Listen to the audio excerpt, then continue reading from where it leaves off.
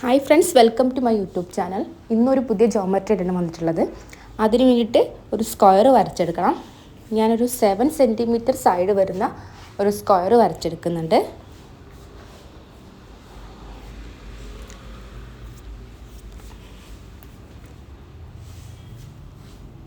Square വരച്ചതിന് ശേഷം ഈ സ്ക്വയറിലെ ഓരോ പോയിൻറ്റ്സും സെൻറ്റേഴ്സായി വരുന്ന രീതിയിൽ സർക്കിൾസ് വരച്ചെടുക്കുകയാണ് ചെയ്യേണ്ടത്. 4 സൈഡ്സിലൂടെയും സർക്കിൾസ് വരച്ചെടുക്കുക. ഇതാ ഇങ്ങനെ ഇപ്പോൾ 2 സൈഡ് സർക്കിൾസ് വരച്ചെടുത്തിട്ടുണ്ട്. ഇതാ മൂന്നാമത്തെ സൈഡ് ഇതാ ഇങ്ങനെയാണ് വരയ്ക്കേണ്ടത്.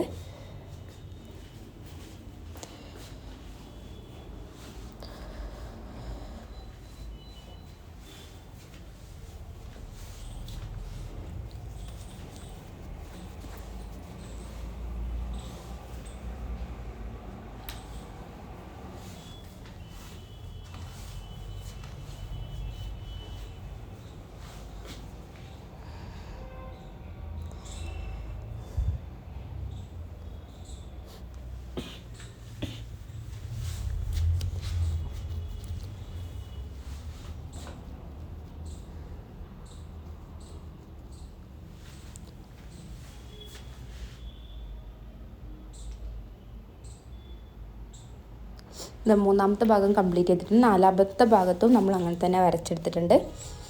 ഇനി ആദ്യം വരച്ച സ്ക്വയർ ഒന്ന് എറൈസ് ചെയ്തെടുക്കുന്നുണ്ട്.